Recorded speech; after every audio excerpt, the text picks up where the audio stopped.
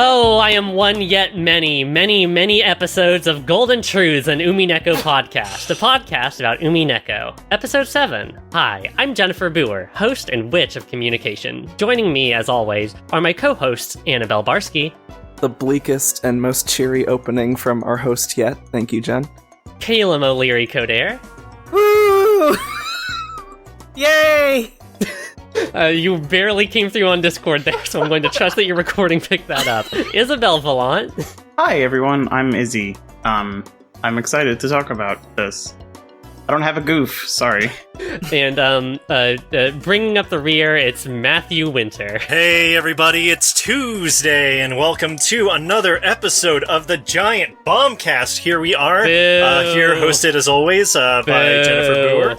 Can we already make a Giant Bombcast joke in one of these podcasts earlier? Yeah, but this time it's more relevant than ever. We've made it. Yeah. So there's a giant bomb, so what? Grow up. God. Oh, because tiny bombs. No, there's giant Thank you all bombs. so much for showing up to the podcast again. We read the episode. We did read the episode. I don't know why you showed up for this podcast at this point, but here we are, and we're going to talk about You're it. all my friends, and I care about you. And this is a cry for help. I don't have any particular thank yous or plugs to put here this time. I guess I will mention that if you've listened this far, now may be a good time. Maybe. I don't actually remember what I talked about in that episode, but now may be a good time to go check out that spoilers gender episode that I was on When We Cry, because I'm pretty sure all that stuff that I talked about there is out in the open now. That's available on YouTube. Available on YouTube. Google at When We Cry. You'll have a great time. Before we get into our episode proper, it's time for content warnings, because we did give some at the very beginning of this series, which hopefully you have been listening to them in sequence and are not being blindsided by all of this. But because episode 7 is the answer episode, it feels very appropriate to give specific content warnings for the contents of this episode, which we will be discussing at length. You should consider any of these topics viable to come up at any time during any discussion in this episode. So please be forewarned and take care of yourselves. These content warnings are for incest, rape, murder, as usual, body trauma, specifically genital trauma and medical mutilation, complicated fictional depictions of mental illness, transphobia and or transmisogyny, fascism and or Nazis, racism for depictions and discussion of Christianity and religious trauma, potentially, and the biggest content warning for Goda. He's just very big. Is barely in this episode, but always needs to even be so. for. These are not the jokes. All right. Yeah, we had a fun time there, but those content warnings are real. Please be forewarned. All right, let's listen to those seagulls and get into the episode for the longest summary yet.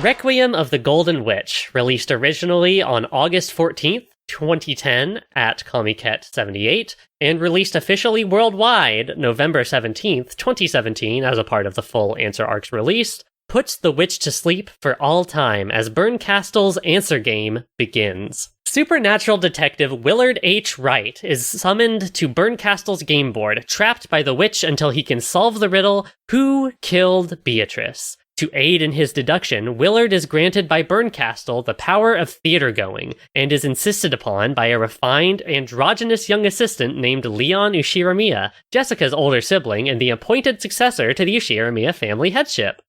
Wait. Stop. After a tense encounter with Shannon in the foyer, Willard explores this cobbled-together October 5th by attending the alive Kinzo's story of his love affair with his late mistress, Beatrice Castiglione.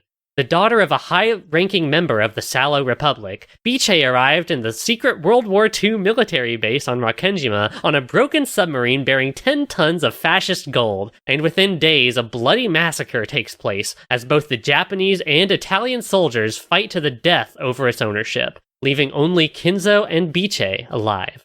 Willard then attends Maria's story of her first encounter and tea time with Beatrice on Rakenjima some 40 years later, and soon after attends Jessica's ghost story of her apparent encounter with something in the haunted VIP room. After all of these, Willard makes his deduction. There are 2 Beatrices in this game. One is dead, killed by the existence of Leon in their world, a world where Natsuhi accepts the child Kinzo forces on her and raises them as her own. The other, alive, the witch of 1986 and the culprit of the Rakenjima murders. Finally, Willard attends the story of Sayo Yasuda, as told by stand-in reader Claire Vohoff Bernatis. We learn of their days spent as a servant to the Ushiromiya household with their only friend Shannon, their first encounter with the Witch of the Forest Beatrice, and their assumption of the name Beatrice and ascension into the world of witches. We learn of Beatrice's encounter with the single element she does not possess through Shannon's crush on Battler, of Shannon's days of trial after Battler's sudden departure from the family, and the granting of a brother when Shannon's romantic burden grows too much for her to bear. We learn how Beatrice solved the epitaph, her discovery of the gold room, and her meeting with Kinzo, right before he kicks the bucket. With Claire's story finished, Willard performs her last rites and dismantles each closed room from games 1 through 4, finally killing the illusion of the witch. Willard departs Leon's world, surprised that Bernkastel would create such a kind game board giving her reputation for cruelty. Of course, in an extra long tea party, Bernkastel's true intentions become evident. With Angie and Leon trapped in a theater and locked in their chairs, Claire is paraded out on stage and a strange, magicless tale plays out before the audience. In it, the adults solve the epitaph before the night of October 4th is done, and, through a series of accidents and intention, begin killing each other when confronted with the 10 tons of gold, with Kyrie and Rudolph as the chief culprits. Angie, furious at being shown such a cruel game, demands to know who the game master is, only for Bernkastel to claim there isn't one. This is the truth of October 4th and 5th, 1986. Angie screams and dissolves back into meat, but before Bernkastel can banish Leon, Claire's single hope for a good life in the Sea of Fragments, to despair, Willard breaks into Bernkastel Theater and fights off Bernkastel's minions, just long enough for Leon to escape. Surrounded by black cats, Leon and Willard prepare to make their final stand when Bernkastel tips 2 pieces on her chessboard over. Featherine, satisfied with the answer game Bernkastel has shown her, leaves Bernkastel to contemplate her theories. Bernkastel, now finally left alone with Beatrice's game board, prepares to put on the final game, one she declares in red will not have a happy ending. At the same time, Battler finds a young Angie crying in the chapel on Rakenjima, and prepares to show her what happened on Rakenjima on that fateful day in the final game made just for Angie, one that isn't sad or painful at all. What did everybody think of episode 7 of Umineko no Nakukoro ni Chiru? I think, you know how there's all those jokes about giving a Victorian child a Dorito and they die instantly? I want someone Yes. who pieced out in the first hour of episode 1 to read the first half of the summary. I think they would die instantly. Where's Grace? This is literally this is going back to the 1960s and handing someone a blunt from today. It's too much. It's too fucking much. It's a lot!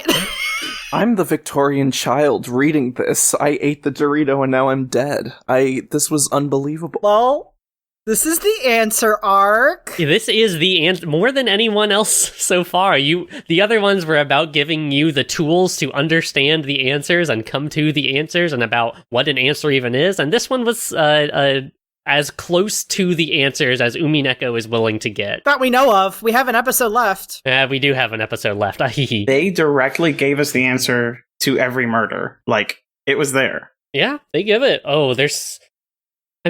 I want to linger a little bit on the general reactions because there is so much specific to talk about that, the totality of this episode is difficult to kind of wrap your brain around because there's so fucking much you learn about it. It's the reading of this episode isn't just reading another episode of Umineko where you like learn a few more mysteries, you get a few more theories. It is like an episode where you are constantly performing synthesis at every moment, and you're realizing, oh god, this thing from episode 3 and this thing from episode 5 and means back to this thing from episode 2. Like everything is coming into focus. Like what was the experience of reading episode 7 like for everyone? It was overwhelming, you know? I loved it because I fall in love with these characters, and it was great to read it again, but every single time it showed a new answer, I was like, this matches with a lot of what was already thinking, but it still somehow found a way to surprise me in its explanations. And then it also just told me that Maria was Catholic for some reason, and I was like, oh my goodness, what the hell is happening? We gotta get into that! Ryukishi's funny trick where someone has Christian religious trauma and it makes them go fucking zany. Like, I was not seeing that coming at all. And maybe that's just because I don't have a religious background. Maybe there's a lot of, like, religious, like, foreshadowing or something that I just didn't read into. It's come up a few times, but no, there's been foreshadowing about, like, I mean, her name is literally Maria. Yeah, but she didn't name herself. Well, yeah, but she's a fictional character, and she has like the thematic resonances of that. I'm not saying that you could understand that Maria is Jesus-kin from episode 1, but Don't say that. but you could. Christianity as a force in Umineko has kind of been hovering in the background. There's literally a chapel. There is literally a chapel. I mean, Maria in episode 1 is like, none of you read the Bible, huh? Yeah, she literally, is reading Hebrew. Like, I mean, that's not just Christianity, but you know. Oh fuck, she fucking is. Oh, I just thought it was like, for the longest time, I just thought it was like just an aesthetic piece, like how Evangelion uses Christianity as an aesthetic thing just because it looks cool. But then this was like, oh no, there was thought to it because there's nothing wasted in a single moment of Umineko. I felt like for this one, the like game falls away. I mean, literally it does because you're not playing a game, but like something that's been interesting to me this whole time is the development of the visual novel form and the use of introduction of characters and different tricks of like editing and sound cues and text scrolling and sprites and how the writing is developing and new writing techniques or voices they're using. And in this one, they sort of did away with all of that. Like there's a little bit, I feel like the game itself has a little bit of like a Phoenix Wright, like explore and examine feel, sort of like it's framed like an adventure detective game, which I think is cute. But really, it's not about any of that. It's literally just about the content, and the content is so juicy. But like, I think it is in service of that. But there's not that much to say about like the form of this one, except that it like delivers this content, which is almost too much to handle. And it's so masterful. It's so masterful, and it's succinct too. Like this was not the longest episode, or at least it certainly didn't feel like the longest to read. Episode 4 is the longest. I don't know where this sits in relation to that, but yeah, because this episode's content is what it is, it fucking flies by, at least for me. I'm like on the edge of my seat reading this and groaning every other line of text as something new comes alive for me. Even this is my second read through of this episode, and it's still like, oh god, this was this all along. The structure of this episode reminded me a lot of the theater level in Psychonauts, which I've never played Psychonauts. But the structure of that is that there are characters that are representative of the inner psyche and history of this character, and so by talking to them and learning more about those stories, you get a fuller understanding of the mind of the person you're within. That's episode 7. Yeah, I have a lot to say about the theater-going power and the fact that Claire literally declares her entire story up on stage. It reminds me of, like, you know, a bit right before the climax of a really long JRPG where, like, the main character gets knocked unconscious and they're, like, talking to, like, various NPCs that you met throughout the story who are just parroting back their their inner feelings, but, like, in the voice of those NPCs. That's this episode. Final Fantasy X voice, listen to my story. I haven't played Final Fantasy X. I'm still on 11. Kingdom Hearts Dive into My Heart shit. Oh god, I don't want to know what's inside of Beatrice's Dive to the Heart. Look, Beatrice has almost as many people in her as Sora does, and that's amazing. Love that for her. Well, Matt, what did you think about, like, generally? You've been pretty quiet. Like, what do you How did you generally take this? So, this episode really flew by in a good way because it actually works a lot better as chapters than the rest of it, because it is pretty much, here's information you already had, here is the framing of that, and here it's going to be sectioned off. This is this part of the story, this is that part of the story, here's what that really was. And it, like, at least for me personally, it made it a lot easier to start and stop, because there were natural parts of the story where it's like, well, we're done talking to Goda, don't know why we talked to him, but we're done, so next person. Yeah, it kicks ass. I think the framing, I would not agree that there is no game in this episode, because it is just a different game, right? Instead of being chess, it's Clue. I don't know Clue either. And it's more of a game. It's Guess Who. No, you're right, but it's more of a game in the sense of, like, the two people playing it don't have stakes in the way that the people playing it have had stakes in every episode before this, you know? It's like Willard, who is this wholly outside factor, and Berncastle, whose stakes are, I'm a god and I want to see you suffer. You know, like it in some ways it is more of like entertainment, a pastime than previous games have been, where it's been about the fate of your family or like the reality of your world.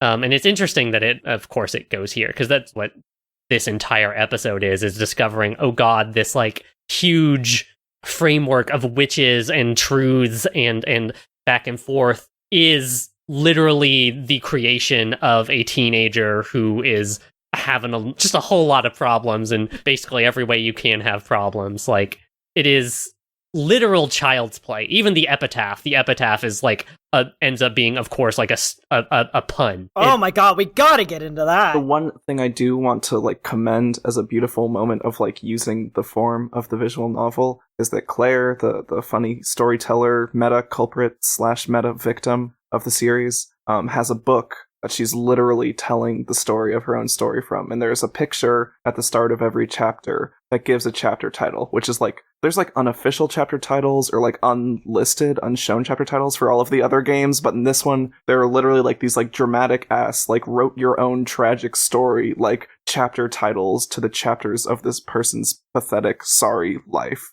And I think like every time one of those is shown and it like highlights, and the ones before it are like lost in shadow and the ones to come are sort of shrouded, but you can see them. It's like very sad and ominous and dramatic. Like you can exactly plot out this person's life in these sad, like dramatic delineations. I loved that device. That was really cool. And it totally heightens the foreboding of it all, because you already know what happens. What happens is like Beatrice kills everyone, but like seeing at the very bottom of this chapter list, like the day the witch revived, or whatever the actual name of the chapter is, and you get closer and closer to it, and you see all of it. The sense of like, oh god, it's coming, is you know, it heightens that sensation. I wanted to give a shout out to that time Willard is deep in his bullshit, doing some detective theorizing in his brain, and says, well, that was pretty good. Berncastle, can I get some applause from the audience?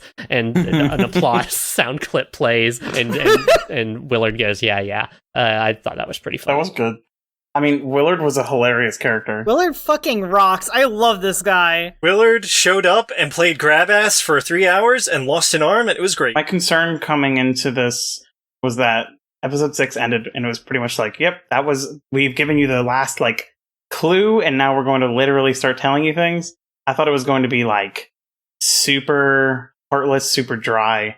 It was going to be like, we're breaking down what everything literally was, blah, blah, blah, blah, blah. And then the episode starts with Willard busting in and being like, you idiots aren't caring about the heart at all. And then I immediately fell in love with this man, because I was like, that's exactly what I wanted. Willard H. Wright is the soon-to-be retired head of the SSVD, which is basically a similar sort of organization to the one that Delanor works for, the Eisner Jungfrau, where they're basically like witch hunting supernatural detective people who solve, you know, supernatural mysteries in like the court of heaven or whatever. It's angels and demons, yeah. Burn and Lambda are funny demon witches, and there's a bunch of hoity-toity heaven bureaucrats who solve crimes. But also, Willard H. Wright is I believe this is correct, the real name of mystery writer S.S. Van Dyne, who came up with his own set of funny mystery rules that Willard deploys a couple times here and there in the game. I hated that so much. I love Willard it. writes 65 rules of etiquette. Like, we can't keep doing this. He could have added 4 more and been a legend. So true. I love that Ryukishi cannot resist putting in his, like, and here is my OC, Kagatha Risti, and she's a Super Saiyan, and she solves breakfast for lunch, and I love Kagatha.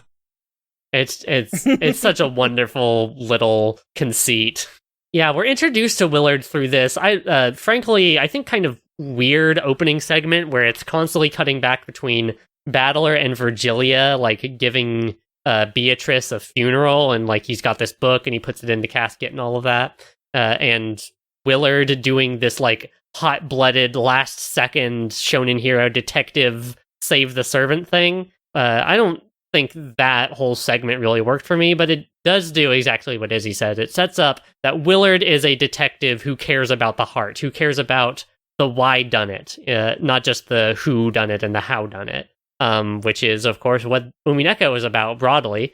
Without love, it cannot be seen, but also specifically this episode, understanding the heart and hearing the answers through the lens of the heart instead of through the lens of who did it and how did it, which I think is a very useful.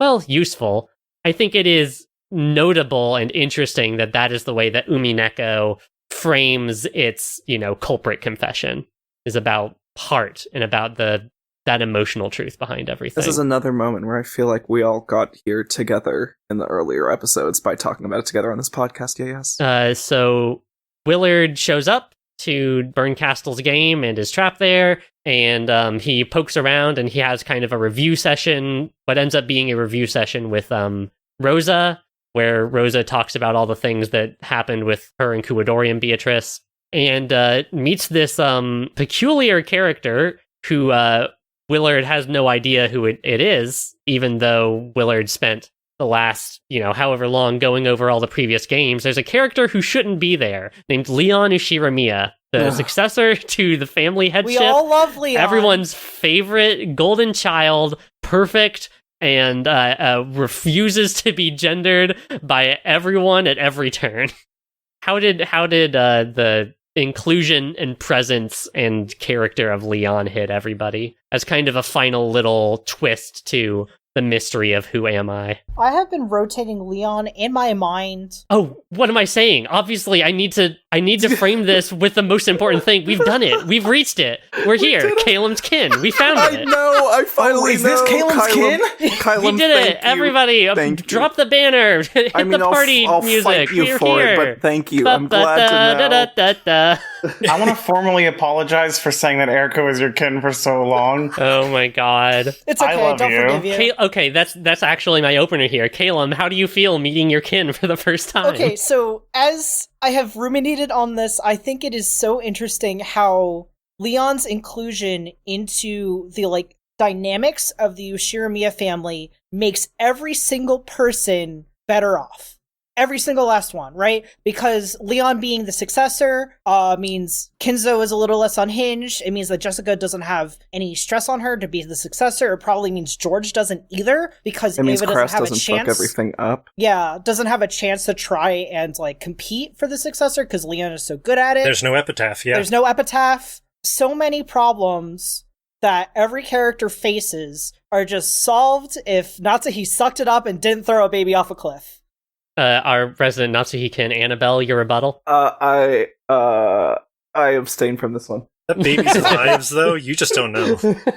Yeah, the baby's vibes just suck. I mean, the baby's vibes were 2.5 it's- million chances bad. What are we gonna get into the meat of Natsuhi's character right now in this episode? No, we have yeah. post-book No. Hold episodes. on, I have to say my piece about Leon, which is, as soon as I saw Leon, I thought in my head, man, that's a person that I want to push over in an affectionate way. You can't. Who was pinching whose ass? Whose ass was getting pinched between Willard and Leon? I am just saying, if there is a nearby comfortable couch or place where I know that Leon would not be hurt, then I would give Leon a push. You are, the Madeler-kin raises another 3 Wait a notches of second. this comment.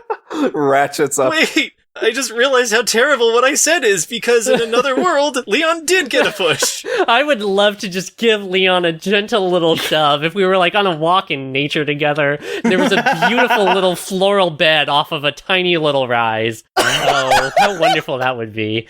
Look, Leon's just very, very shovable.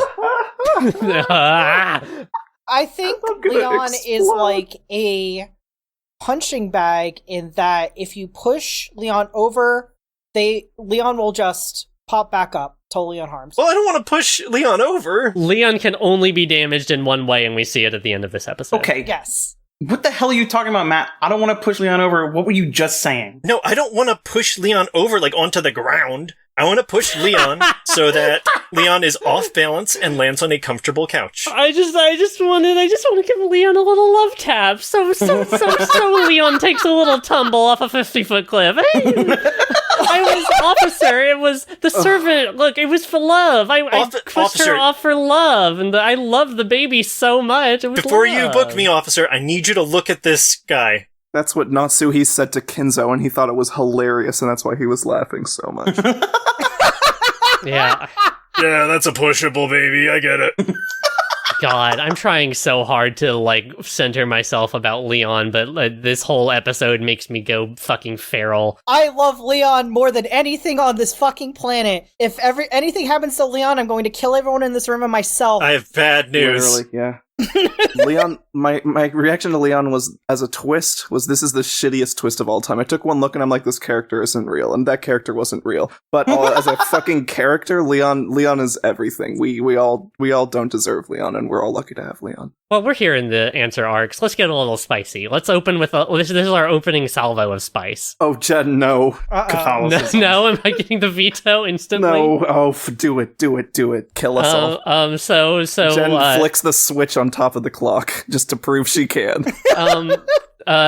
Look, we're here in the answer arcs. We need to fucking start talking about this stuff instead of dancing around it. I won't let us dance around it anymore. So Leon, as a character, continues the grand tradition that we have seen as people reading both all of Umineko and the bonus material, specifically thinking of Memoirs of the Lambda Delta, the unnamed, ungendered child in that one, where Leon is ungendered throughout the entire thing, except by Willard, who says, God, what is it? I could see you as an effeminate young boy, or I could see you as a no-nonsense kind of girl, which is an incredible thing to come out of someone's mouth, to be put onto paper by a in writer. Willard's defense, he is cisgender.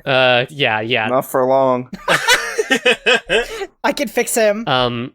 Like, what does... Say what it. does everybody make a... What can we think about Leon's gender? We have to... I think it kicks ass. We as theater-going witches. We as transgenders.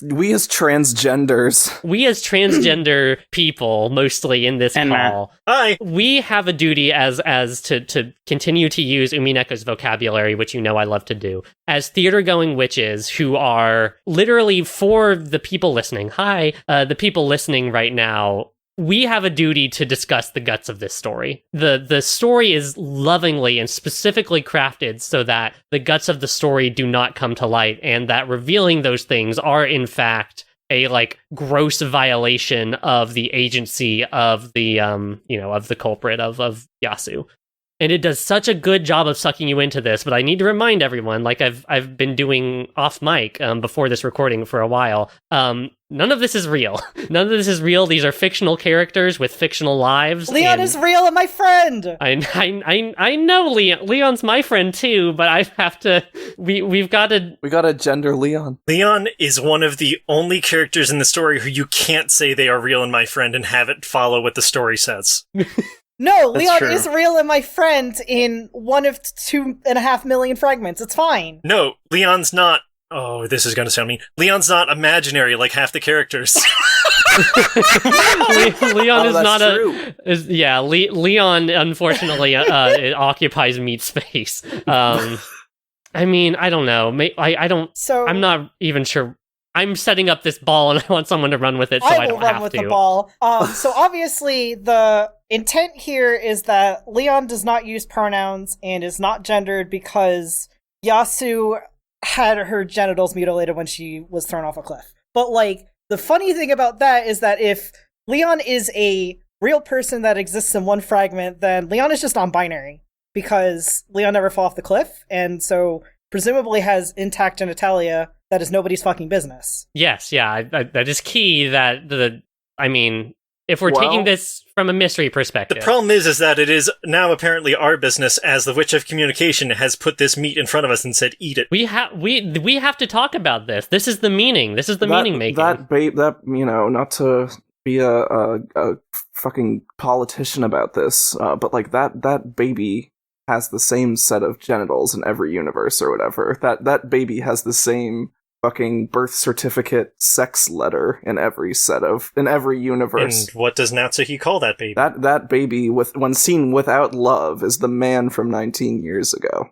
That's true. Trans rights. Yeah, that is the key to understanding this entire thing. That is just that said. I do not reject fully non-binary Leon by any means, but this person is literally, gendered in some manner. Their genitals are intact, and they are also they're also none of our business. This book isn't about people's genitals for the most part. I mean, unfortunately, this episode is a lot of it is about the genitals. A lot more than we'd like. A lot more than we'd like of these books is about genitals. Can I ask a question real quick? What? Yeah, please. Did I miss? Or is this like extrapolation, or did I miss a bit of dialogue about genital mutilation? Oh, I got that for you. You must have missed something. So, at the end of the episode, when Burncastle slices open the tummy of Claire, and out comes the worst shit in the world, one of those is after Yasu is put in the Beatrice dress, and Kinzo fucking croaks in front of Beatrice. Beatrice is like, what the fuck is wrong with you? I'm a freak. I'm not even human. I'm like furniture. Mm-hmm. Why would you let me live in this body that cannot love? Oh, that's what they were trying to go for. There's a lot of meaning in that sense. Yes. No, it is never explicitly said word for word. This child was treated so that it's like, its gender couldn't be known, or it's never even referred obliquely to its genitals, but it's talked about in that way, and in not liking looking at themselves and in the troubles with gender. Also in that fragment, Yasu also says something along the lines of wishing that she was not saved at the bottom of the cliff, so like these two concepts are tied together. Okay, thank you very much. Yeah, it's not like explicitly stated, but it is, Umineko level explicitly stated. No, thank you. Yeah, and it's it is truly one of those moments where like it's the closest thing that Umineko ever has to a QTE, where like some shit just shows up on screen really fast and you have to do a lot of like parsing and understanding in that moment. It's like a high level check of your reading comprehension skills that you've been honing this entire time. Usually it's auto scrolling too, which is very frustrating. Yeah, totally. I should be clear here. What I'm asking is not like, what does everybody think about the status of Leon's dick? Like, that's not the thing I'm trying to get at. There. Do you believe that Leon is circumcised? I could not think of something I want to discuss less. What I mean is that, like, there is something happening with gender here, and the specific obfuscation? Is that how you say that word? Obfuscation. Of that idea, of that fact. Like, it's not... Leon doesn't come out and say, oh, I am non-binary. Leon says, I have a complex about my gender. I'm not saying that doesn't mean Leon is not non-binary. I am saying, like, that's a specific bit of text, and, like, what does it mean for gender to exist in this way for this character in regards to... Maybe I'm jumping the gun a little bit because we haven't even started talking about Kinzo's story, much less Claire's.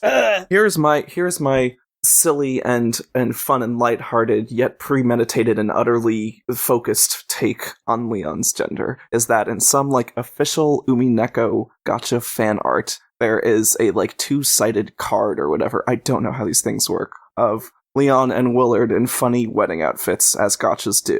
And in one of these arrangements, Leon is wearing, like, a funny white tux and is making a grumpy face. And one of these outfits, Leon is wearing a pretty bridal dress and getting bridal carried and blushing and giggling. And that is just how that is. Sounds like gender. That's smacks of gender. There's so much gender. The most cisgender take I think I could see about Leon is that, as the flip side of Claire, did not want to depict a trans woman as male in any circumstance, so Leon is simply not gendered. I like that, yeah. I think that's exactly what's happening. Yeah. Yeah, I'll take my own gloves off and say I read Beatrice and Beatrice's entire story, including all of Shannon and Canon and Claire and Leon. I read that pretty explicitly as a trans feminine story. Yeah. I think I agree she with that. intentionally picks to be a woman, right? Like She literally. like, it is very intentioned. Like I think it would be Canon extremely dies. hard It to ain't argue. Shannon who dies. It's Yeah. Cannon's the one who's killed. It's yeah. I'm the enormity get of into Umineko is bearing down. We on can me. we can then relate this to the side story we read for the bonus episode 4, where it was talking about someone, and then it explicitly went, a witch doesn't have to be a woman, but then we're And all I like said trans they're Beatrice. Yeah, Like, yeah. Was that. We were there. Yeah. Beatrice was more trans than you could ever imagine. we've been saying this for like No, I was 7 imagining. episodes, 8 episodes. You haven't been here that long. I've been saying this for 8 episodes. Oh no, the secret Caelum episodes we haven't unearthed yet.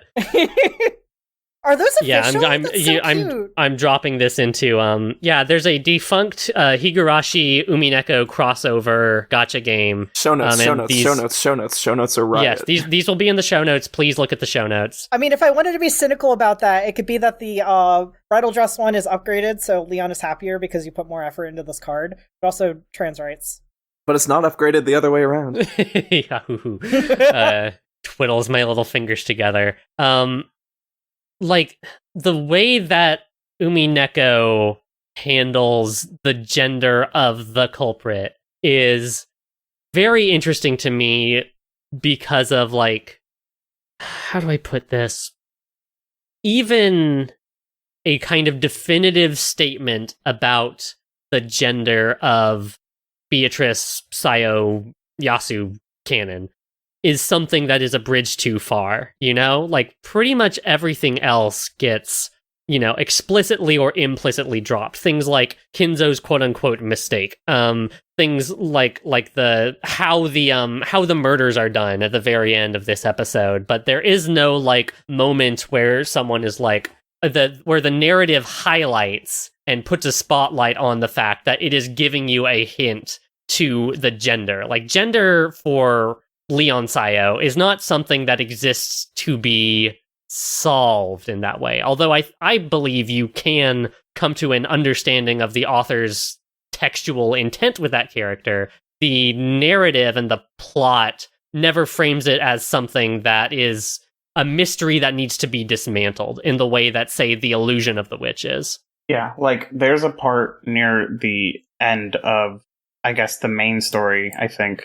I don't remember. I can't separate the tea party from the main story, but there's a part where Willard is like, Leon, gender question mark? And Leon was like, why are you asking me this?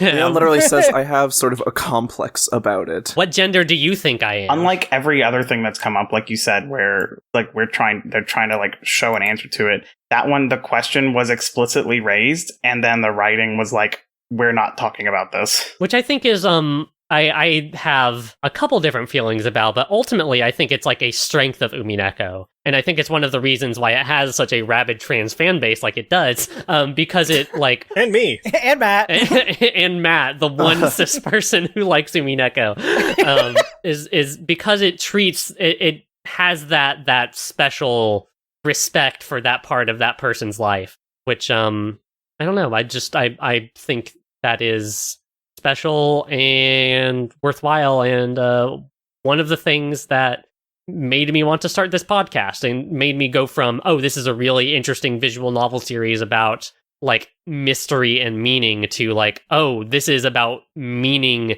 and like the concept of something being a mystery and what that means when you think of something as a mystery. And it's very good. I think that even if what I believe is the author's intent is to simply never refer to a trans feminine character as a man in any context, this is a story all about the interpretation of a text on part of the reader, even if the author's intent is slightly different. So I can say Leon is trans and it's fully within the themes and text of the narrative. Leon is I'm here to tell you Leon Ishiramiya is transgender. I have no quarrel with you about that, my friend. That's extremely true. Yeah, and the fact that Leon Leon could have been cisgender, right? Like, Leon, like, to what I was saying just now, like, Leon could have been just, like, a boy or a girl or whatever, and that could have been it. But, like, there's something about the fact that the transgenderness exists across all versions of this character, you know?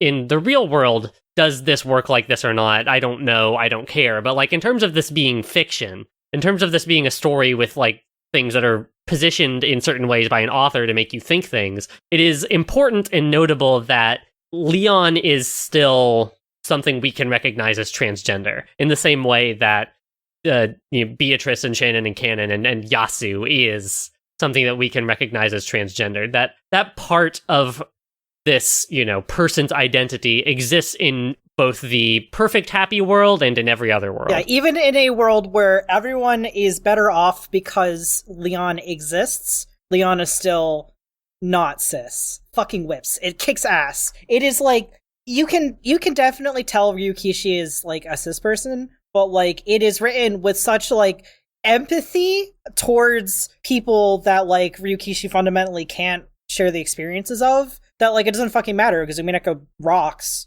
Well, a cat box is cat box until it's open. That's all I'll say. I love that Natsu I is a am not transgender ally. going to make egg mode accusations on Ryukishi 07. I didn't say who said anything, not me. Can I do that? Am I allowed to do that?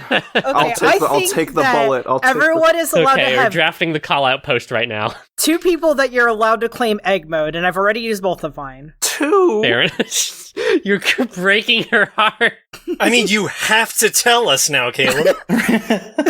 Ryukishi is an egg because feathering. Literally, that was what I spent that whole episode fucking crying about. Now this is officially the answer arcs for Golden Truths and Umineko podcast. Gender, it's fucking crazy. One last thing I want to talk about before we get into the content of this episode, a whole, what is this, hour and a half or so since we have started recording, is I want to, let's talk about the theater-going power that Willard is given. When Willard is given this power, he says, oh, you're giving me the detective's authority? I don't want that shit. And Bernkastel says, no, it is not the detective's authority, so we can know that whatever the theater-going power is, it is not the same thing as the detective's authority that Erica was wielding last game.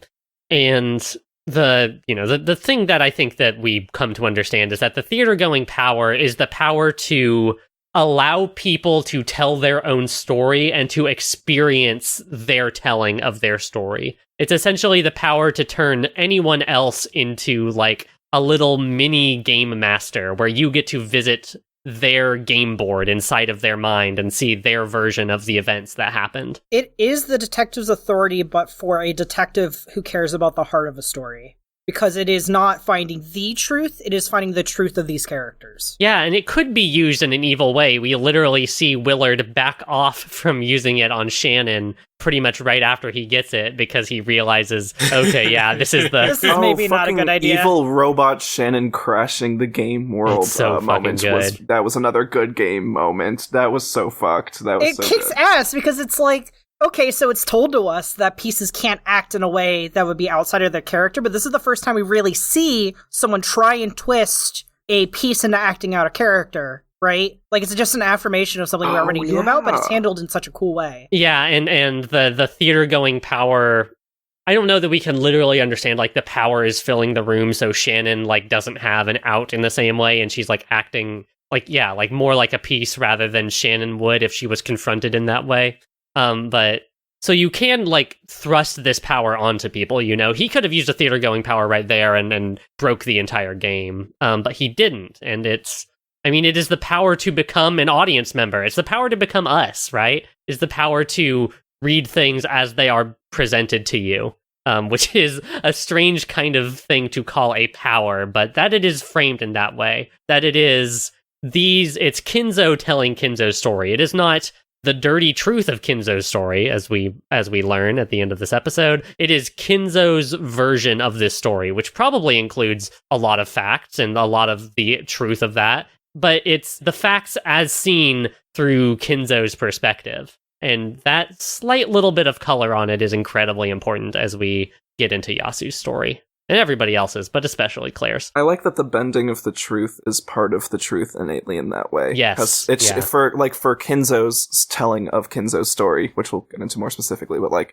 it shows that he really is like truly an evil, corrupted fuck. Because like in his old rich people, like I've done so many war crimes you can't even imagine life, he's like, oh, I made a mistake here and there, but I always meant good, even though he, like, caused most of the atrocities ever. Yeah, I'm so sad about it. Ooh, I'm so sad that I did one of the worst things ever possible. I'm really, really, Many really of the worst sad things about ever it. possible. Yeah, in a row. Unbelievable. But like, I'm going to tell you the his. worst thing you've ever heard in your entire life and then fucking die. Literally. And then next to that, you have Maria's, which is also about her delusions. Like, she doesn't pitch her delusions. It's like, I thought this. Like, she's like, I was the son of God, or I was the son of God, or whatever. But this isn't like, hers isn't about how she's evil. It's about like, it explains how her delusions are like at the heart of her character, right? Like, because she so strongly believes what she's saying, like that affects how she could be influenced by Beatrice, how this whole world could come about and everything. So like, their delusions that are part of their stories are not like part of what you need to wade through as a detective. Those are literally what you need to know. I love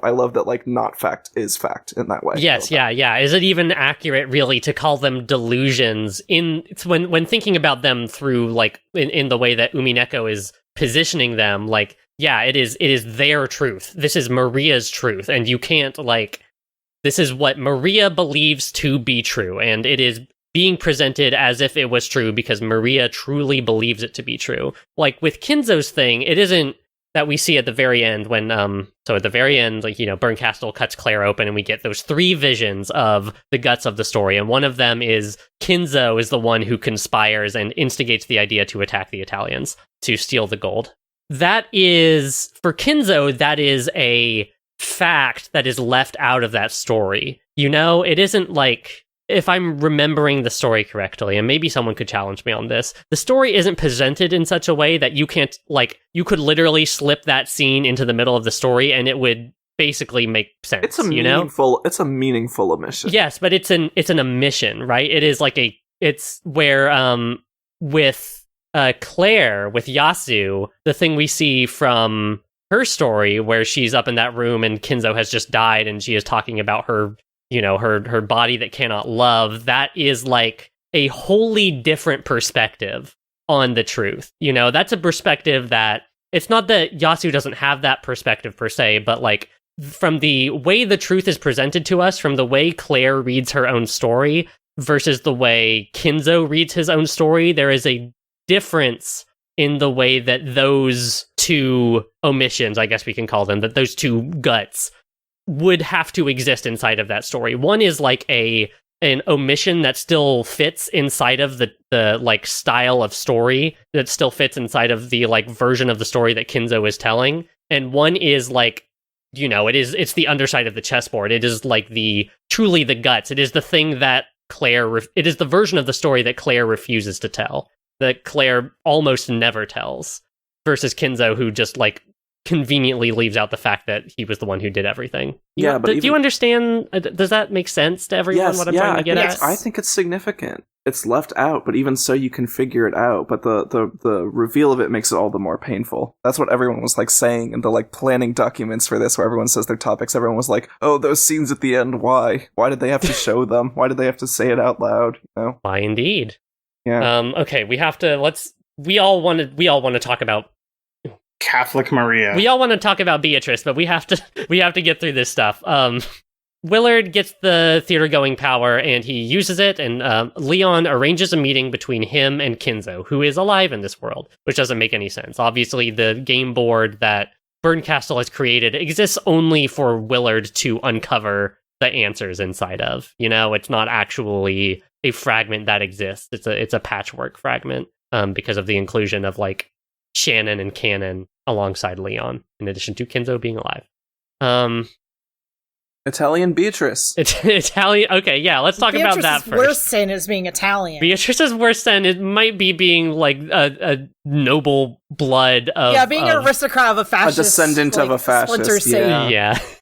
So how does the gold? Beatrice is Italian. Now we know about the gold. What does everybody think about Kinzo's story writ large in terms of the pieces of the mystery that you finally learn. I think it's completely unhinged in a really funny way. I fucking love it. I think it's great. It's like when people figure out the like physics involved for some stupid magic bullshit, right? Like in like a movie, like trying to figure out like the actual distance that people trekked in Lord of the Rings or whatever. It's that kind of logic applied to how you could hide 10 tons of gold in Rokenjima. It is truly the mystery perspective and the idea of just like totally dissecting this in a frankly kind of unnecessary scientific matter, like getting into the nitty-gritty details that I don't really care about. It's interesting that like Biche existed, I guess. I like her pretty white dress. Yeah, I won her sprite being just our Beatrice's head on top of a like create a character from Saints Row 3 or whatever is oh my so god, good. I haven't looked at what her original Ryukishi sprites are. I need to look it up. They're good. It looks pretty much the same. Yeah, they're like, really good. Young Kinzo It's good. looks awful in the PS3 version. He looks like total shit. It's so funny. I hate him so much, but he looks good, and it's gonna freak you out. I think in terms of selling you on why Kinzo is the way he is about Beatrice and does all of the horrible things that he does, like the thing that curdled inside of him had to have been very special for him to commit the fucking atrocities that he did. And you like... Yeah, the very special thing is getting an absurd amount of gold, but continue. Yeah, well, I think that they loved each other, and I think these two horrible people had a genuine romance between them. Well, they did. I don't think that the representation of their romance was inaccurate or like a lie from, or maybe a misunderstanding from Kinzo's side of things. Like, I think that's all legitimate and real, and they do love each other. It's just that, you know, Kinzo's also a bitch. I have a question for everyone to think about. So let me set the stage here. Kinzo is already married when he meets Biche, right? He mentions he has kids. He's in a total loveless marriage. He enlists because he wants to die, right? He meets Biche. He has a renewed life. He takes her as like a mistress on the side. He has 2 more children after that with his original wife. Why did he keep having sex with her? Yeah, you have to. It's all about appearances. That's what rich people are all about, or about keeping up the looks. If you're having kids, then you don't have a mistress or whatever. It's all attempting to continue the Ushirimiya name and like just like fulfilling the role that was dealt. Especially since like Rosa is like significantly younger than the other 3, right? So like he had like a dry spell, and then he went back to fucking his wife. I don't know how much of a we don't know how many kids he had before meeting Beatrice. It said he had 2. Did it say he has 2? Okay, well, it's that Beatrice 2, right? The Kudorian one is 19 when Rosa is like in middle school, so like between 12 and 14. So like he had Rosa like probably after Biche died, right? Like he's like, oh no, my mistress died, better have sex with my wife. Yeah, exactly. Genji wasn't there yet. Oh god. Genji unfortunately was always there. Genji never comes up in this entire life story of Kinzo, and that's honestly the funniest fucking part of this entire visual novel. Yeah, Genji was... My best friend forever, Nanjo. It literally feels like in Kinzo's backstory that there is as much care and like thought towards Genji as Natsuhi thought about the servant that she put off a cliff, right? Like it's a total, not even a mention. It is pretty funny, yeah. Oh, Genji, my dearest of friends, all that shit in the earlier games, and absolutely nothing in this one. I only care about Nanjo. I joked off podcast about Genji being the servant that Natsuhi pushed off the cliff, and he parried the ground with a baby, so he's fine. Oh god. Very close to the truth.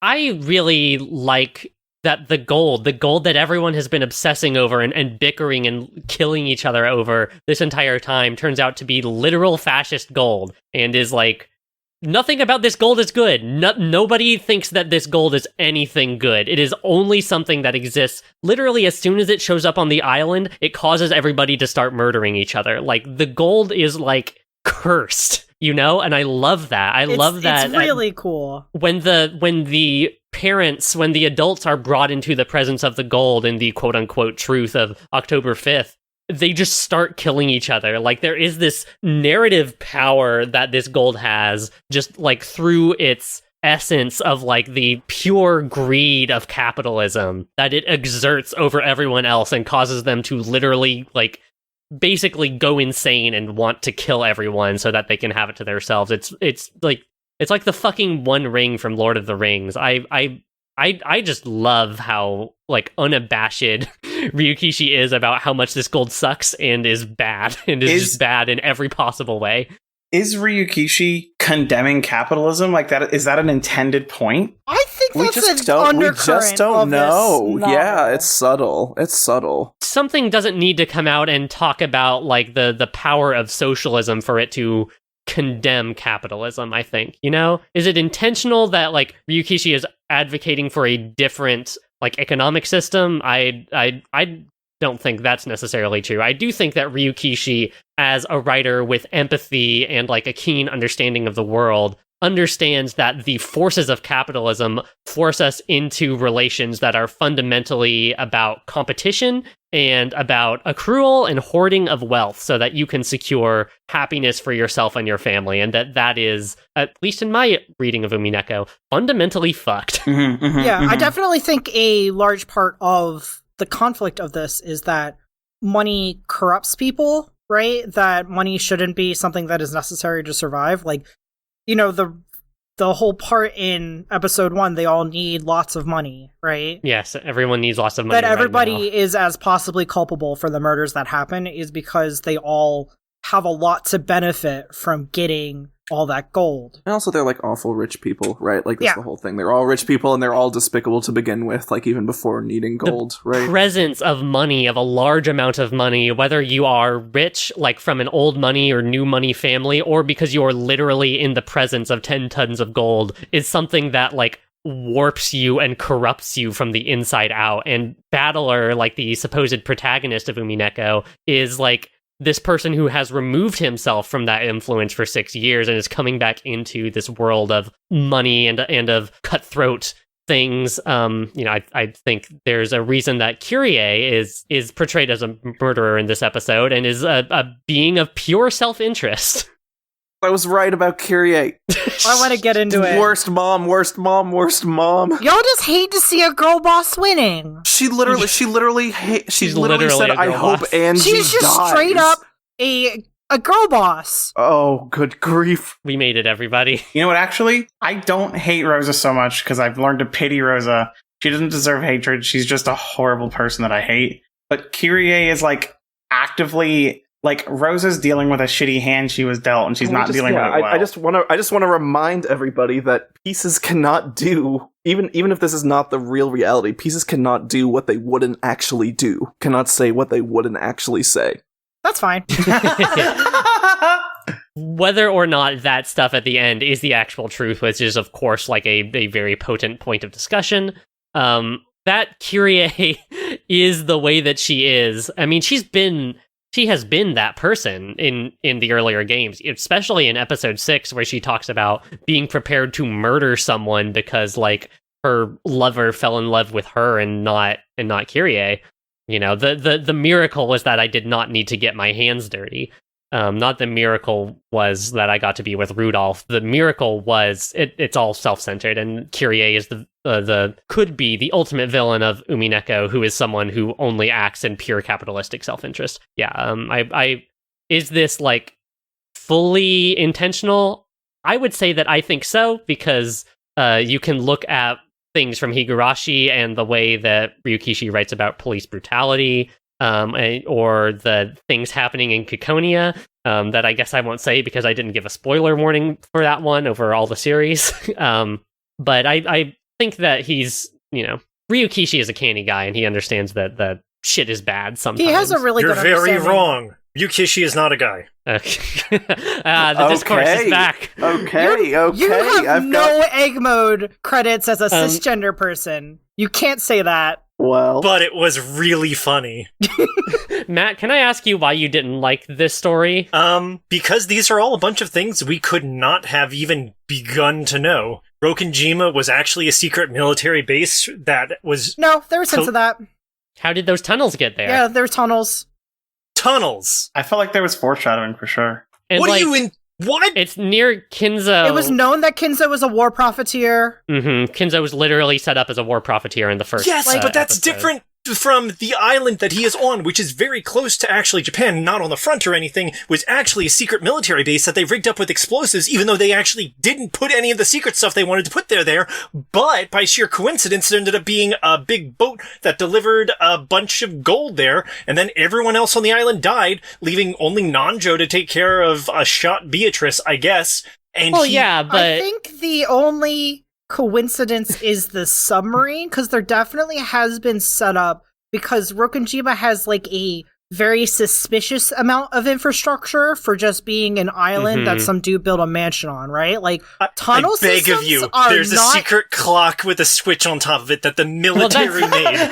No, that's not that. The military did not make that clock. The military did not put the giant bombs all around the island. That's not how it happened. Yes, they did. Beatrice hooked up all. Well, Kinzo took all of the. It's just theorized that Kinzo took those explosives that were there from the Kaiten torpedoes, which are a real thing, which existed in World War II, to take all of the explosives that were on that island to create these, manned suicide bombs, to took those up around the island, and he set the clock up, and the gold room is Kinzo's creation, not the creation of the military. The explosives were there because of the military, but like the island was not rigged as a super bomb as like some kind of Japanese military plot. That's not what was happening. Also, there's a big hole on the island at the end of episode 4 with Angie there. Yeah. I've been fucking talking about bombs for so long, and nobody believed me. Yeah, so is Battler. There was giant bombs. The other thing I was saying to Jen, which I sort of realized in retrospect, but the fact that it said Beato Riche this whole time,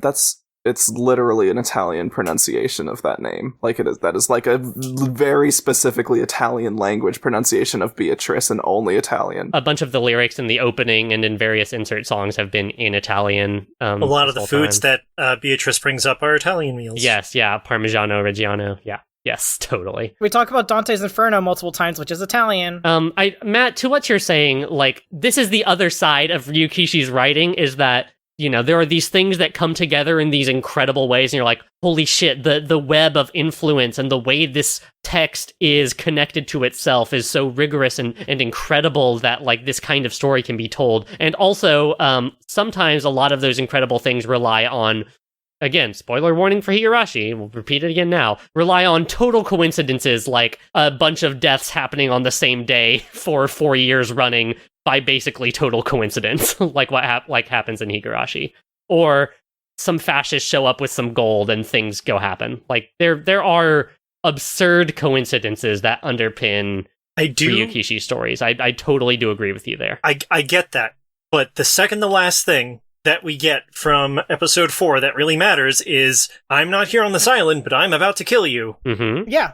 Who am I? How could you? There's no goddamn way to make the leap of, she rigged the entire island with bombs, because I literally said that. Caelum literally said that. That's why I said everybody has a grain of truth in their thing. Because Caelum said I literally the said giant it was a bomb bomb. thing. Yeah, but that's dumb. Well, fair enough. Oh, we finally pulled out the golden truth. It's we not, did it. it's Here's not the that golden the truth. answer We're was literally bombs. here. It's that the answer was bombs, and there wasn't really anything going around. There was no mention. They literally point out what the foreshadowing is. Do you think that lightning could destroy an entire reef? I don't know what a goddamn shrine looks like. At the end of That episode is- 1, they say the only thing that they could recover from the entire island is like half of Maria's jaw, because there was a fucking set of bombs that blew up the entire island, so there are literally no other remains. Like, this is something that has been set up. I get that. I posted it to you on Discord. I said that to you, and you are reflecting it back at me. Yes, because you're This is right. therapy. That's beautiful. That's beautiful. This isn't even the thing we're going to be reflection, arguing about this today. It's the first one. Angie in episode 4 reaches a point where she says, I can't go any further towards the mansion because there would be no reason to go any further at this.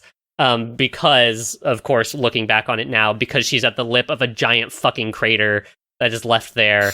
Caelum, exactly. The fact that the bodies are fucking totally mangled into scraps that cannot possibly be found, and that it is a miracle that they found part of Maria's jaw intact. The fact that World War II and the Korean War are both brought up in episode 1. Also, I guess Umineko is written in Japanese for a Japanese audience primarily, and their knowledge and understanding of things, like, say, the Kaiten torpedo bases, would probably, especially like Japanese otaku, who these like the actual primary audience for this stuff, is probably a lot different from our knowing of Japanese military stuff, a general American nerd's knowledge of that stuff. The mystery part of the mystery is fucking very difficult. They say it at every turn of the game explicitly on the box. They say it's hard as fuck. The mystery part of the mystery is give up. If in episode 4, I went to Caelum and I said, okay, that's a really interesting idea. Large bombs. Well, how are you backing that up? We're like, yeah, obviously this could have been done by large bombs, but, what evidence do you have for that? The first 4 episodes, they give you all the clues you need to figure it all out. What do you got? You would have nothing. Yes, we've literally been listing off things that you could say. We're in the first 4 episodes. You are saying, like, oh, I found some salt here, so that seems like a pretty good indication that an ocean was here last week. Yes. Sure. I hate you all. Let's continue. We're going in circles. Yeah. Can we take a short break? Yeah, totally. Totally. Be right back. I legit passed out for a little bit. I need to recover. Oh my god. The big bombs got you too much, huh? It was so funny. Oh, Izzy, please get some water, open a window or something. Oh god.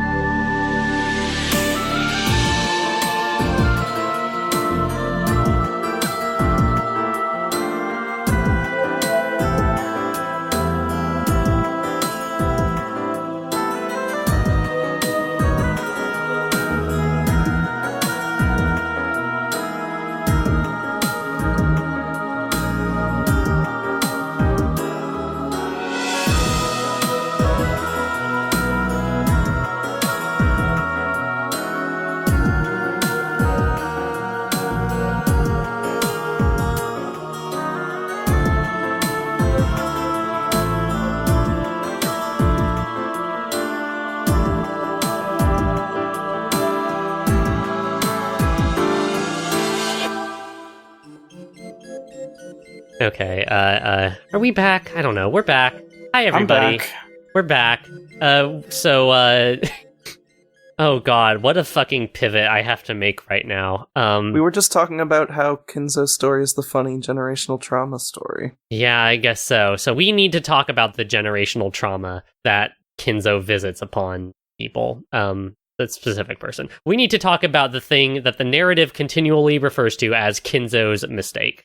The mystery is, where did Beatrice, our Beatrice, the Beatrice of 1986, come from? And we know that Kuwadorian Beatrice was Biche's child, but where did Shannon Canontress come from? And of course, it comes out that I am going to give the narrative framing on this, that Kinzo, in his occult delusions that he was already slipping into before Kuwadorian Beatrice dies, came to believe that Kuwadorian Beatrice was literally the soul of Biche revived, and he rapes her, and he does that to that woman, and it is horrible. And the narrative never says that fully outright, but it does everything except saying the word rape out loud. What did everybody think about the handling of this, the way it exists in the narrative? What does it, like, what meanings are you taking out of all of that? It is not, it's horrible. It's just horrible. It's horrible. I think the narrative knows it's horrible. My most generous, which is not very read of this, is there is no time to get into how fucked up that is, so we can't look it in the eye. I think that is, in any reading of a human reading this, I think that is cowardly, and I think that they could have done a little more. It is played around sort of like a joke, like you literally have in the text. You have Kuma, like this like metaverse version of Kumasawa and Genji, his, two loyal lifelong servants who were witness to all of this and just let all of this happen, sort of like coddling Kinzo for this. They're like, he really he really was just full of passion. And they're like, yes, a man can be full of regret for things he used to do. Like, I guess you could say that is just to further define those characters. I think they could have, if they were going to truly pull the "we're not looking at it" card, then they could have just left that out. They could have just said it once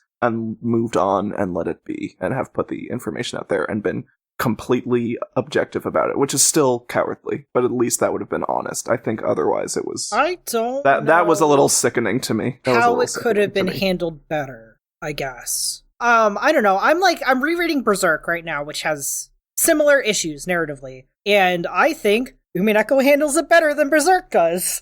Yes. Well, I haven't read Berserk, but I do think that I have problems with the way that this plot point exists in Umineko, particularly, the way that there is in the narrative, and like spoilers for episode 8, I guess, there is no like damning condemnation of Kinzo for this like highest of fucking sins. Like at no point does someone just say like, oh, and Kinzo, you need to like, this thing is unforgivable. Here's the really bad part, which I forgot until literally just now, and I'm actually angry again. Was fucking at the end of this episode, after everything happens, and I guess in the main episode, before funny burn castle time, which is fine, that's what it is, that's Umineko. We cut back to like this like fragment fake timeline, or whatever, 1 in a million billion timeline that Leon lives in, and Beatrice's funeral is over. Everyone has mourned, the time bubble that keeps them stuck there is unstuck, and they like, that world regains time and moves into October 5th, 1986 or whatever. And we see that play out as the literal end of this episode. And what happens, everyone steps outside, Leon looks up and the sun is shining really bright and it's beautiful and Leon is happy. And then Leon looks over at Kinzo, knowing, with the knowledge that Leon has been granted by Willard and Burncastle about the horrible, evil, disgusting things that Kinzo did, and walks over to Kinzo. This version of this child of Kinzo out of this assault, direct victim of Kinzo assault, walks over to Kinzo and lets this person touch, Leon lets Leon's self be touched and leaned on and like assists Kinzo in walking down the stairs. And we don't have time to get into all of it, but I just think they did not need that moment between Leon and Kinzo. Leon could have looked at Kinzo and nodded. That still would have been fucked up, but they could have left that alone. But that I don't think that needed to be in there. This episode, Umineko generally, but especially episode 7, is a story that is very concerned with ideas of forgiveness and remorse and what those things are and what they do for people. And there's a quote that I think it's Willard gives when he's talking about the fact that there's a funeral for Beatrice going on right now. He says, funerals are not for the dead. Like we don't put on the shows of, we don't put on funerals like to, I mean, some cultures do put on funerals for like afterlife reasons, but like funerals exist for us, remorse exists for us, forgiveness exists for us. Like in Umineko's view, forgiveness is something that you do for yourself. You can see that when Angie is talking to Kasumi and says, I forgive you for the horrible things you have done. And I will point out, she then pulls out a fucking gun and prepares to kill Kasumi. That is a beautiful moment of justice. I love that scene. That is like one of my favorite scenes in Umineko. And I love you bring that up because it's like the perfect comparison to this moment for me. I totally agree. I even love that about Umineko, that it's about that and like the different ways that happens and looks. I think they really missed the mark on this one. Yeah. I think they got a little lost in their own sauce. There's a bit of a weird through line about comparing Kinzo to Battler, which I feel like is generally gets a little fraught around when we get to this shit that Kinzo has done, right? Like I can rationalize away like the obvious like complete Kinzo moment in Ep 5, right? Or the situation that Battler was in episode 6, where literally there is a new Beatrice who is not the Beatrice he loved. Yeah. And he, like, of course, the reason that Battler is the protagonist is that he overcomes that and says, no, you are not the Beatrice that I loved, but I still love you and I will care for you. In a She way calls that, him father. in a way that Kinzo literally did not ever. Yeah. Only did it so that, okay, so, one, and I need this to be the major point that people know that I think that the ultimately, I think the handling of this, there should have been a moment where, like, basically someone needs to turn to the audience and say, hey, this thing that Kinzo did is unspeakably bad, and, like, we need to have a talk about, like, what forgiveness means in relation to that, rather than, like, leaving that for the audience, or they could have been more explicit about this. But the other thing about forgiveness is that it is not a moral good. It is something good that is good for you, but it is not like, it is a tool that can be used in many different ways. The need for forgiveness.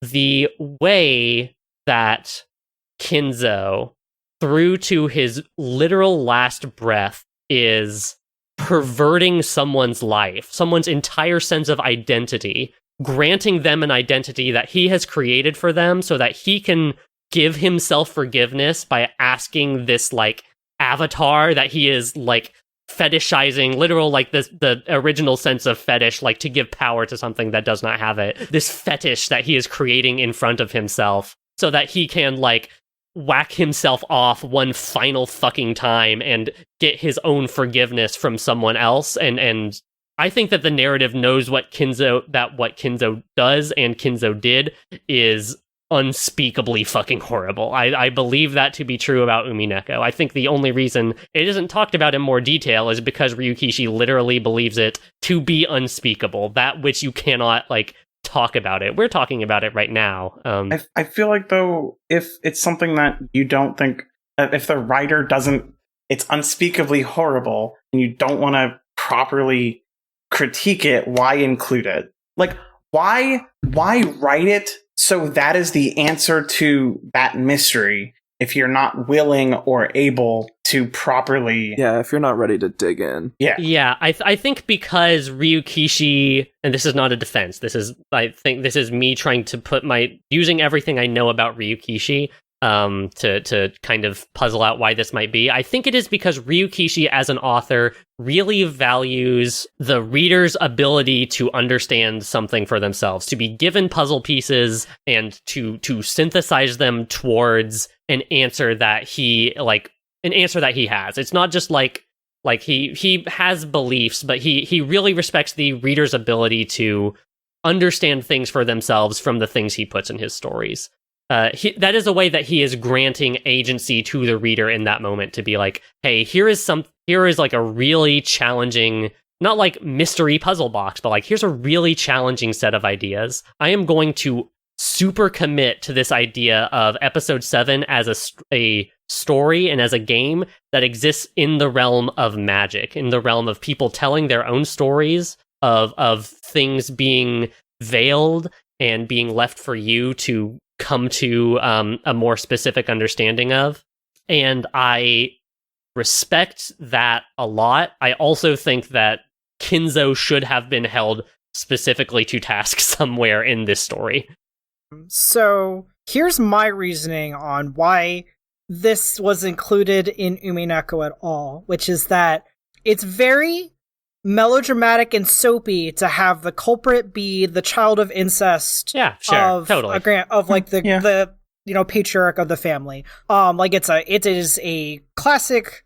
This is the motivation, melodramatic kind of thing. And this is a mystery novel about mystery novels, right? It is about approaching a mystery with a level of heart and empathy, approaching it with love in a way that, like, Ryukishi evidently doesn't see in other novels. So he includes this, and he wants to examine what that really does to a motherfucker, right? Totally. I think that's really astute. Yeah. This is, and, like, I think he, at the very, like, obviously this is something that has been planned ahead the entire time. I don't know, like, how hard he wanted to commit to it, which is why he fumbles it in episode 7 of 8, right?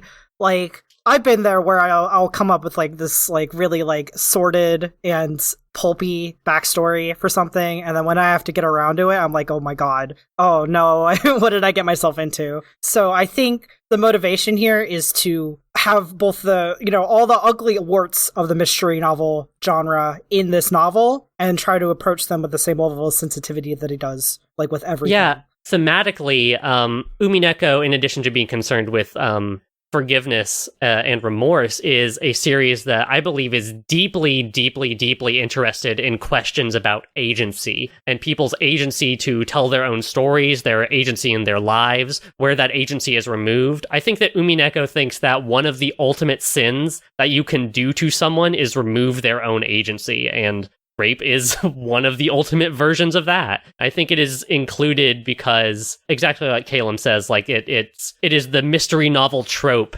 but taken like with that kind of social reality of lens of what would it actually mean for someone to get to the place where they are carrying out witch serial murders. And also think about what it means for this to be Beatrice's backstory, for this to be Yassi's backstory, and all of these themes of like repetition of trauma that is passed down through generations, for Beatrice in episodes 1 and 2 to be this character who is this like avatar of sexual agency who strips Battler and chains him down and is constantly like asserting herself sexually in that way. Like it's another way in which the you realize that the trauma has been reverberating this entire time, and that, it is another way in which Umineko connects to itself and becomes a thing that you become caught up in. Also, I want to say, like, sometimes I will read, like, people's live blogs of Umineko up to the point that I've read it, and when it comes to this plot point, and specifically the end, people are fucking dense. They did not get it until they got to that scene. I am so glad that I have such a wonderful